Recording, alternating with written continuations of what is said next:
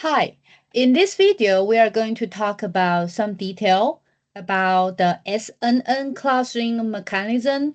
And because I saw quite many people say they are quite confused about SNN clustering because we did not really go to the end. So then also some students say that certain definitions are a little bit confused. And to address with this one, it is quite difficult for me to respond to you in the text. And then I also feel we don't have enough time. We will not have enough time next week to give you all the detail. So then one thing for you to know in our course web pages, I already give you the link to address to this paper that you can actually see these two person actually are the co-author for our textbook. And then in this paper, there's also one thing I would like to bring your attention to it. You will actually find out when they try to talking about density in their paper, they have two type of different definition. And then because of it, and that is why you will find out that how come we also having different kind of the density definition in our when we try to talking about the density, because later on we are going to show you the slide. Okay, so then why actually is like that? Because they propose one density in their approach, and then that kind of density, like this one, actually is being written in a textbook. And afterward, in a follow-up paper, they propose another density. And based on this density, it's a lot easier for them to do the calculation. And the result are, I guess, is probably consistent with what they propose and actually easier for us to explain. So then later on, when I try to give you the example about how to do that calculation, I will utilize the new paper that actually is not new. Actually, the paper is published around 2003. So I'm going to utilize the definition proposed in this paper in 2003. Okay, so share nearest neighbor approach actually pay attention to who are the neighbor actually share and between a pair of the point. So if they share the same the more the number of the neighbor actually is higher than another pair, then we consider this pair probably are more important. So for example, take that example right here. You will see I and J right here, and then have 1, 2, 3, 4, four shared neighbor together. So if that's the cases, they're thinking that they need to place certain weight called 4. And that kind of concept will be reused later on. Okay, so then here is the first things. In order for us to talking about this share nearest neighbor approaches right here, we will need to do one thing is try to having the definition, okay? And that definition is about how they try to calculate the similarity matrix. Then you will also notice that the similarity matrix or SNN similarity matrix or SNN density matrix actually they appear and then they actually refer to different metrics. And why we need to utilize the matrix to calculate them? First, you can imagine the computation complexity for us to calculate for the clustering result actually is affected by two things. One is about the scale, how many items, how many objects that we will need to cluster, okay? And the second will be related to the number of the dimension that we need to calculate. So if you get more item, more dimension, then the computation time you will need to have for the clustering mechanism actually is a lot longer proportion to these two things that we're talking about. So then if I don't want to repeatedly to calculate the same thing, I can somehow just calculate once and then store them. So similarity matrix is, you can see that it serves a way to store our the result after the calculation. So similarity matrix, you can also thinking about they are the value. So all of the similarity value that we try to talking about between two different pair, between two different point, actually will be stored in the matrix. Okay, so then that's right here, just know that is a matrix to store the similarity value between 2 points between a pair. And then so you can utilize different way for you to do the calculation, Jacob coefficient or like a cosine or in so many things, depends on what you did. And then afterward, the SNN also try to do one thing is, can I reduce the sum computation by not consider so many elements? Because if I need to consider all the elements, actually my computation time actually will be the m powered by n, right? So that is not good. Because of it, they want to reduce it by only keeping the k most similar neighbor right here. So you can imagine the reason we try to only having k nearest similar neighbor is because first, if they are not that similar, it probably will not affect the final result. Second, by calculate last element, so only do the k most one, and then we can perceive the almost similar result, and then also reduce the computation complexity. So then in this method, what they try to do, they actually call them sparsify. So make the matrix getting more sparse. So it's called sparsified. So let's try to see that example. Assume we have, so this is a matrix that we're talking about.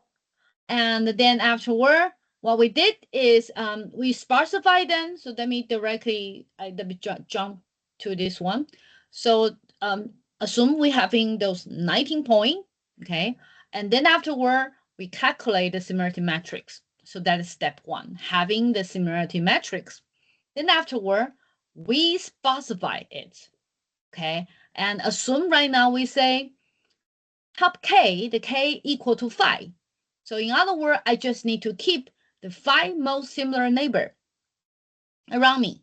So then you are going to find out this similarity matrix actually gets sparse. Not many point right here. And then in the break of Monday, some student asking, Professor, how come there are not symmetry? Yes, it is possible because in the original similarity matrix, it should be symmetry. It should be. And but then after I only keep the 5 most similar neighbor, then you will find out that, for example, let's try to take this example right here, 0.4.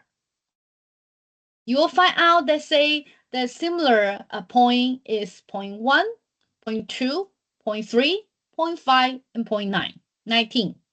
But if you actually try to check 19, you will find out that 0.4 actually is not its 5 most similar neighbor.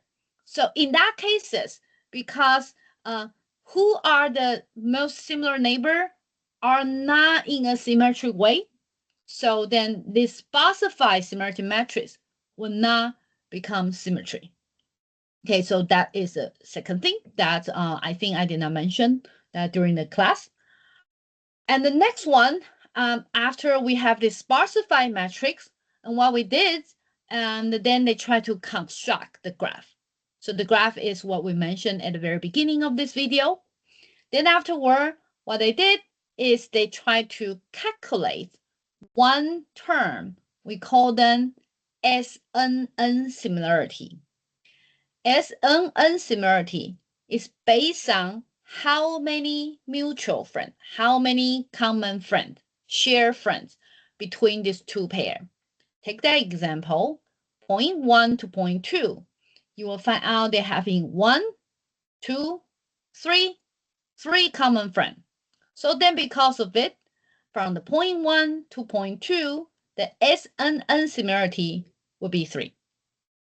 Okay, we can do the same thing for all the pair. Let's try to take another example. And then I'm going to have 0.2, 0.3. And by checking the common friend right here, I will also find out there are 3. So in the end, you can imagine I can do the similar process to all the point that they are having this age. Okay, see right here, this age. So for that age, I can calculate all the SNN similarity. And by finish about that, and then I am going to produce another matrix called SNN similarity matrix. I hope so far so good. So you will find out that value right here will not be the same as the previous one. Let's try, for example, take this one. 1 to 2 is 3. Let's try to go to the previous one. We'll find out 1 to 2 is 6, because here is the similarity value, maybe actually defined by the cosine. But then right here, the SNN similarity is based on how many mutual friends, how many shared friends between 1 and the 2. Okay, so we can do the same thing, same calculation. But I try to apologize that you will find out that maybe only this part are more accurate, because this part of them I just approximate it by just do that calculation. It kind of consumes some time, so I did not go through everything. But you can actually see the idea is like how I try to do the calculation. Some of them have share one friend, some of them just share 3 friends. So that is SNN similarity matrix. Then afterward, what we did is we will go to the step 4. What is step 4 right here? Step 4 is this statement. Some students say is not that clear. You say I need to find something called SNN density of each point. What does that mean? Okay, let me try to clarify that. Right here, the density, as we say in the paper before, they say density actually can be defined as a sum of similarity of nearest neighbor of point. But in their second paper, actually they're having, sorry, my animation was go wrong. So they actually have the number of the point within a given radius. Okay, so then I'm going to talking about the second thing. Okay, so the second thing is they actually will pay attention to another parameter called epsilon. Remember what is epsilon in the dB scheme? Epsilon in the dB scheme are radius. And then right here, then we just assume the epsilon right now is the criteria for me to consider what are the density. So what it means is assume if my epsilon is 3, and for a point, for example, check the point 1, I'm going to count the neighbor within this this matrix. So for example, point 1 have 0.2, 0.3, 0.4, 0.5, and 0.6. Then I'm going to examine that how many neighbor of the point 1 satisfy the criteria that their SNN similarity is bigger than 3. Okay, so this one is SNN similarity, right?